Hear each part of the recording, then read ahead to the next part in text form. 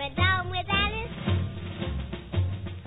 Alice is marrying one of Over 2 million people each year watch the changing of the guard at Buckingham Palace, a ceremony which is quintessentially associated with the British monarchy, Buckingham Palace, and the British character in the public mind.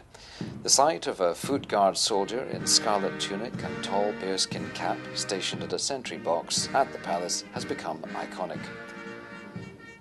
The changing of the guard is carried out by operational troops, most of whom have served in Iraq or Afghanistan. While serving as the Queen's Guard, as they are known at the palace, they take on the important role of guarding the sovereign and her London residences. During the ceremony, which is also known as guard mounting, one regiment ends its shift guarding Buckingham Palace and St James's Palace, and another begins theirs. Guard mounting is carried out by the 5 regiments of the Foot Guards, the 1st or Grenadier Regiment of Foot Guards, the Coldstream Guards, the Scots Guards, the Irish Guards, and the Welsh Guards. You can tell the different regiments apart by a number of variations in their uniforms, including their button spacings, collar badges, and the plumes in their bearskin caps. The soldiers on parade are working soldiers who undertake many other military duties, and most of them have seen active service overseas. Occasionally, when a regiment is serving overseas, a guest regiment will take part in the ceremony. Here we can see visiting regiments on parade, a Malaysian regiment and the RAF regiment. Inviting regiments in from other areas of the armed forces can help foster important relationships and helps to share the honour and the privilege of guarding the palace. The Foot Guards have guarded the sovereign since the 17th century, and the ceremony, as it is seen today, roughly dates back to the advent of Buckingham House as a royal residence in 1837, when Queen Victoria took up residence. Though all of the attention is focused on Buckingham Palace, the action of the ceremony takes place between 3 important spots in central London, all of which are just a few minutes' walk from each other. These are the residences which need guarding: Buckingham Palace and St James's Palace, and the home of the guards themselves, Wellington Barracks. 2 detachments or groups of soldiers are on duty at any one time, one at Buckingham Palace and one at St James's Palace. Both detachments are supplied by the same regiment.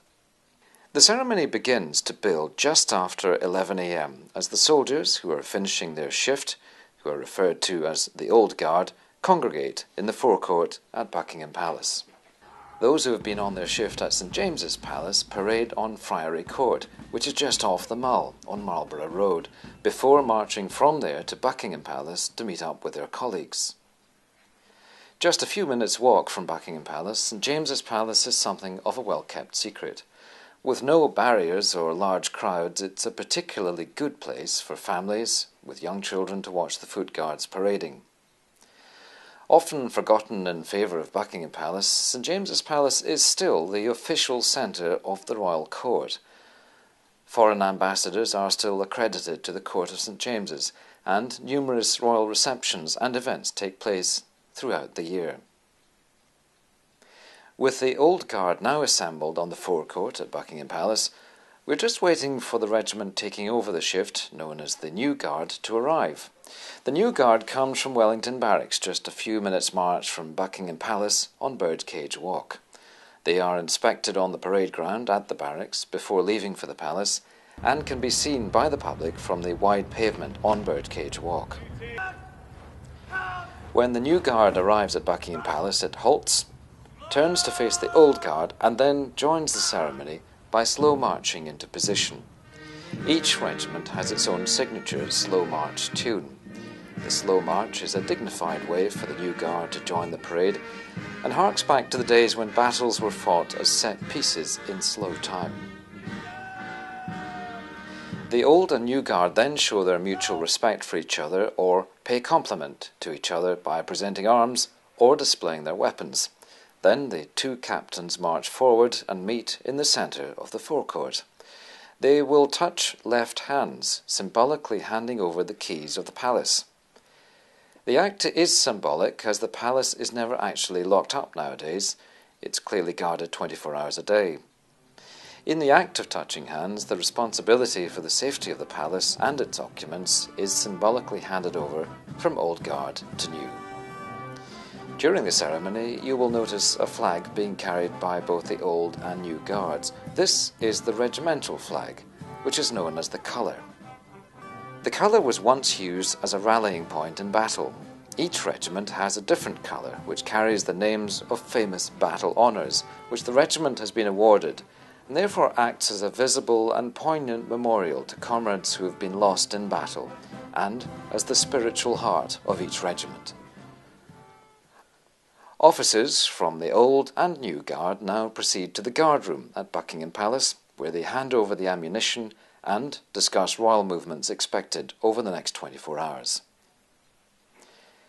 During the 24-hour shift, soldiers from the regiment on duty take it in turns to be on sentry duty for 2 hours at a time. They must be alert at all times, ready to react to any threats to the palace or to its occupants. Whilst the officers are in the guardroom, sentries from the new guard assume their positions. The corporals march small detachments of guardsmen to the sentry posts and halt at each one. The corporal inspects the state of the sentry box and reads out the very specific instructions relating to that sentry post. These include the compliments to pay visiting VIPs and what to do in the event of an emergency. Meanwhile, some of the new guards have to march to St James's to take up their sentry positions and to send the old guard sentries to Buckingham Palace at the end of their shift. This can all take some time, so to keep the public amused, the band forms a circle in the centre of the forecourt to play a selection of music, one of the highlights of the ceremony. Music ranges from classical favourites to military music to pop music. Members of the public are often quite surprised to find that some of the most popular medleys are those of ABBA songs or James Bond theme tunes. Music is an important part of the ceremony of the changing of the guard. It provides support to the troops who are marching to and from their place of duty and adds dignity and sometimes a touch of fun to the ceremony itself. Once the St James's Palace sentries have arrived at Buckingham Palace at the end of their shift, the ceremony is over and the two regiments can leave the forecourt at Buckingham Palace as the new shift begins. If you would like to see the changing of the guard at Buckingham Palace, you can check the times and dates on the royal website. The ceremony usually takes place daily during the summer months and on alternate days for the rest of the year. Oh, and don't forget the Guards Museum at Wellington Barracks on Birdcage Walk. A spectacular ceremony involving military precision, musical flair and living history. Changing the guard should not be missed by anybody planning to visit London.